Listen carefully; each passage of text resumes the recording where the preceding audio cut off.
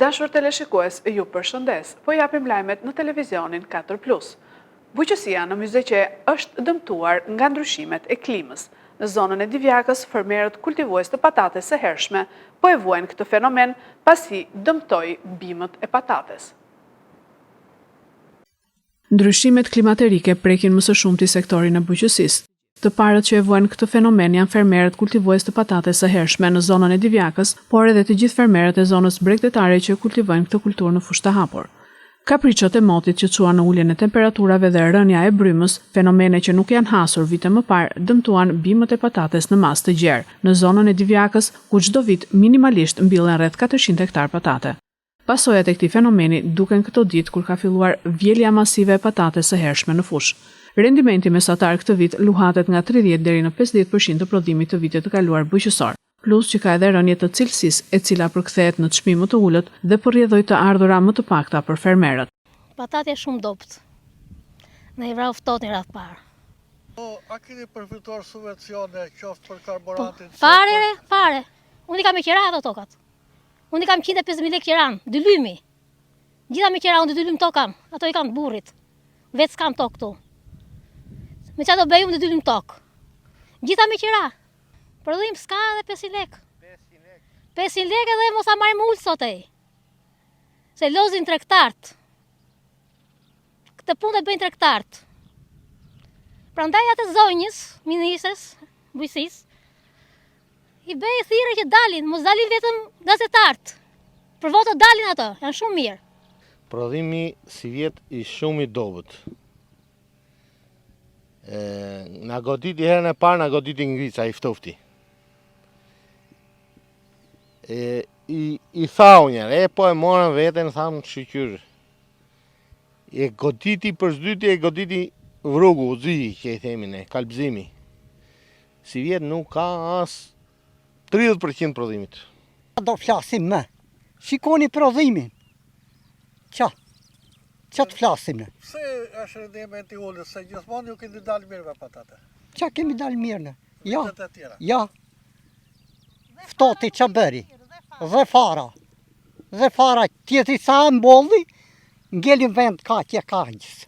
Është viti me i keq që ka ndodhur, ndikoj dhe koha, ndikoj ngrica që ish armiku nëmër 1 për bimin e patates, i ka tharë gjitha, dhe rezultatet duken se po shkullin fermerët gjithë. Për momentin vetëm fara ngelet, se për të shitur as shpenzimin dhe ngulon. Fermerët si zakonisht kërkojnë një ent rregullator nga shteti, pasi tregtarët po përfitojnë nga djersa e tyre, gjithashtu për efekte burokracie, shumica e fermerëve nuk kanë përfituar subvencione apo edhe karburant nga skemat mbështetëse të qeverisë. Madje ftojnë ministren të vinë në fusha e të shikojë me sy realitetin e tyre. Turneu Kupa Pasardhësi në futboll për moshën U11, organizuar nga Shoqata Kulturore Bektashiane Lushnjë, u luajt dje. Në finale u ndeshën ekipet Arnisa dhe Ylberi. Turneun e fitoi ekipi Arnisa i Lushnjës. Turneu Kupa Pasardhëse në futboll për moshën U11, organizuar nga Shoqata Kulturore Bektashiane Lushnjë, u luajt dje në fushat e Kishës Katolike. Skuadrat pjesëmarrëse ishin Arnisa Lushnjë, Tomorri Berat, Ylberi Lushnjë, Akademia Idajet Baze Dushk dhe Frashëri Fier. Gjithashtu të pranishëm ishin edhe sekretari i përgjithshëm i kryegjyshatës botërore Bektashiane Nuri Çuni dhe deputeti sapo zgjedhur i Partisë Socialiste Asfloral Haxhiu. Turneu përkoi edhe me ditëlindjen e Babamondit, kryegjyshit Bektashian. Sot të zhvillojmë Kupa Pasardhësi edicioni 2. Kjo kupë i dedikohet Babamondit si kryegjysh botëror, i cili jep kontributin e tij për edukimin e rinisë sportive me edukat dhe kulturë.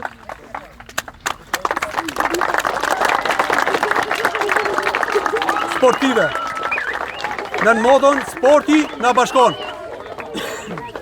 Qëllimi i këtij aktiviteti është që të edukojmë rininë sportive bektashiane me kulturën e solidaritetit, paqes, harmonisë dhe bashkëtesës midis njëri tjetrit dhe sidomos me kulturën e disiplinës dhe me ndihmën e solidaritetit ndaj njëri tjetrit. Urimet më të mira kemi nga kryegjyshi botëror Bektashian Agjitet e baba Edmond Brahime. Për arsye shërbimi është në Itali, në Vatikan, për një ceremoni atje, ju uron në këtë ditë të shënuar tuajnë, në këtë kampionat interesant të 5 skuadrave, që nga Frashëri, Tomori dhe Lushnja, urimet më të mira për më shumë dashuri, për më shumë vllazëri, për tolerancën që ka Lushnja, për bektashizmin, për sunit, për kishën, për të gjithë, dhe jemi një, se Zoti është një. Kënaqësi të isha sot prezent në këtë eveniment kaq të bukur, që në nder të personit për cilin bëhet kjo që është një shembull i bashkëtesës fetare për kushtlimin nga i Zotit, urtësisë. Ky është edhe simboli i kësaj kupe, ku janë ekipe nga jo vetëm nga Lushnja, jo vetëm musliman, por gjithë feve, të gjithë rajonit, dhe bashkimin që jep futbolli, këtë mesazh do ta përcjellim edhe më lart, kështu që uroj suksese dhe fitoft më i miri. Ne dim bëjmë gjëra të bukura. Bektashin din bëjnë gjëra të bukura, din ta kthejnë të ditë feste, shumë të bukur për fëmijët e qytetit tonë dhe të kolegut tonë nga Berati, Betar Fatijes. Njerëz përfitojnë nga rasti të uroj dhe Babamondin për ditëlindjen e tij dhe 100 tjera inshallah, dhe shpresojmë që ne të kalojmë ditë të bukura. Kjo nuk do të jetë një ditë e veçantë dhe do të ngelet vetëm këtu, por besoj që do të vazhdojmë dhe ditë tjera më të bukura akoma. Ne shquhemi si qytetarë, si shqiptarë, sepse jemi vetëm një vend në botë që ka një bashkëjetesë fetare ku dihet shumë bukur. Sot jemi në ambientet e bukura të Kishës ku ne festojmë për Babamondin. Ndeshjet e turneut u zhvilluan të gjitha ditën e djeshme. Në finale u ndeshën ekipet Arnisa dhe Ylberi. Turneun e fitoi Arnisa.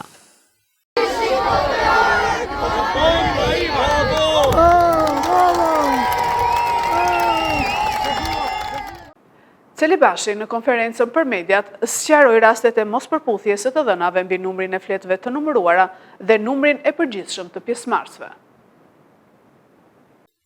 Komisioneri shtetëror i zgjedhjeve Ilirian Celibashi zhvilloi një konferencë për mediat ku sqaroi rastet e mospërputhjes së të dhënave mbi numrin e fletave të numëruara dhe numrin e përgjithshëm të pjesëmarrësve. Kreu i KQZ-s tha se në të gjithë vendin kanë dalë të pavlefshme 9 kuti, 7 nga të cilat janë shpallur të pavlefshme që në momentin e dorëzimit. Ajo çfarë mund të jetë më interes për ju dhe për publikun është numri i votave për kandidatët që ngelen akoma për të vlerësuar, dhe në një vlerësim paraprak të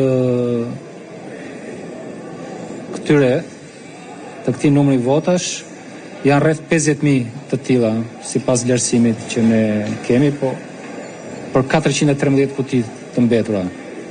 Pra janë rreth 50.000 vota për kandidatët të cilat janë akoma për të vlerësuar për të 9 qarqet.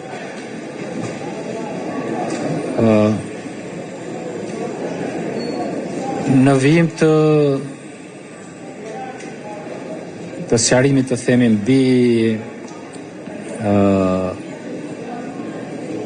disa të dhëna të pasyura në faqen e internetit Komisioni Qendror të Zgjedhjeve, për të cilat duke se kishte një kontradikt, jeni të lutur që të shënoni këto të dhëna. Janë 201.956 dërgesa apo dokumentacion zgjedhor unik të dorëzuar nga DHL-ja te Komisioni Qendror i Zgjedhjeve. 201.956.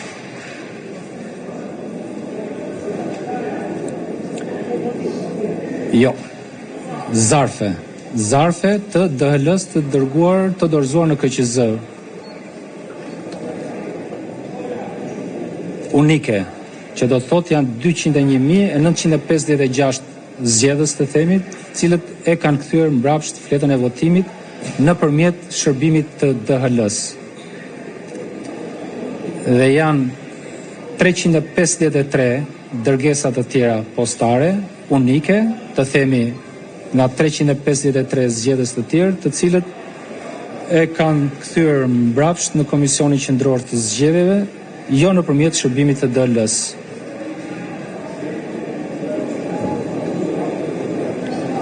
Nga 353 të tilla, 107 i janë nënshtruar procesit të shqyrtimit dhe vlerësimit nga Komisioni Qendror i Zgjedhjeve. Kryetari i Partisë Demokratike Sali Berisha foli për gazetarët para pak për përplasjen e politikanëve të Partisë Demokratike me gazetarët. Berisha tha se duhet të kenë më shumë kujdes ndaj medias. Kryetari i Partisë Demokratike Sali Berisha u paraqit sot në SPAK në zbatim të masës së sigurisë, detyrim paraqitje në lidhje me çështjen e privatizimit të ish-kompleksit sportiv Partizani. Demokratë mbështetës të tij u mblodhën para ambienteve të prokurorisë së posaçme. Berisha para mediave foli për përplasjet verbale mes disa përfaqësuesve të kësaj force politike dhe gazetarëve. Personalisht, siç e din, kam falëruar me sinqeritet në mënyrë të përsëritur gazetarët për kontributin që kanë dhënë në denoncimin e farsës elektorale. Ai ka qenë kontribut i çmuar dhe unë e vlerësoj shumë. Ato kronikat tyre, edhe para zgjedhjeve, po veçanërisht ditën e zgjedhjeve dhe në vazhdim, kanë qenë dhe janë jashtëzakonisht të çmuara.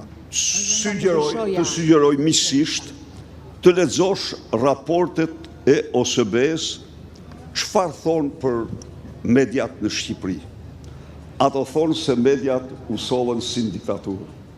Kjo absolutisht jo gazetarët e kronikës. Pavarësisht, zoti Berisha, fjalori i përdorur nga eksponentët e Partisë Demokratike nuk ishte dinjitoz. I përjashtoi këtu gazetarët e kronikës nga ky klasifikim, masi gazetarët e kronikës ka prej tyre që kanë rrezikuar shumë veten në raportimet që kanë bërë, me guxim, me trimëri.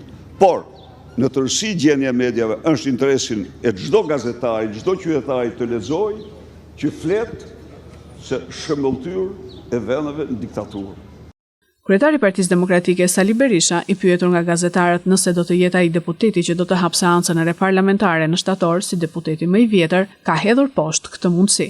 Nuk do mund të ndodhë ndonjëherë ajo dhe ju siguroj se betejë jonë do vazhdoj gjerë në rikthimin e votës së lirë të shqiptarëve. Mos mendoj njeri se ne intimidohemi, as se ne impresionohemi, përkundrazi. Çdo përpjekje për të përligj vjedhjen vetëm sa dëshmon amoralitetin dhe bashkëfajësinë e të gjithë atyre që e ndërmarrin. Plagosi baban e tij me një armë të modifikuar pas një konflikti në familje. Kapet 23 vjeçari, gjithashtu një vajzë e mitur 4 vjeçe ka ndërruar jetë nga shembja e murit rrethues të një banese në Roskovec. Një 22 vjeçar ka plagosur me armë sportive baban e tij natën e kaluar në Fier pas një konflikti në familje. Policia e Fierit është njoftuar rreth mesnatës se një shtetas kishte plagosur baban e tij në banesën e tyre në fshatin Mbrostar Ura. Si rezultati veprimeve të shpejta policore, u kap dhe u vu në pranga shtetasi JZ, 23 vjeç. Ai dyshohet se pas një konflikti me baban e tij, shtetasi NZ, 58 vjeç, e ka plagosur atë në këmbë me një armë të modifikuar si armë sportive. 58 vjeçari është aktualisht në kujdesin e mjekëve dhe jashtë rrezikut për jetën. Materialet procedurale ju referuan prokurorisë pranë gjykatës së shkallës së parë të jurisdiksionit të përgjithshëm Fier për veprime të mëtejshme. Kurse ditën e djeshme ndodhi një ngjarje e rëndë në zonën e Sukut 2, në Roskovec, ku shembja e murit rrethues të një banese i ka marrë jetën një vajze të mitur 4 vjeçare. Sipas informacioneve paraprake, muri rrethues në pronësi të shtetasit LT ishte i amortizuar dhe është rrëzuar, duke zënë poshtë të miturën. Familjarët e kanë transportuar menjëherë vajzën në qendrën shëndetësore të Roskovecit, por fatkeqësisht ajo ka mbërritur pa shenja jete. Grupi hetimor po punon për zbardhjen e rrethanave të ngjarjes. Ky është edicioni lajmeve për sot. Lajmet i gjeni dhe në internet në website-in 4plusmedia.tv. Bashk, mirupafshim.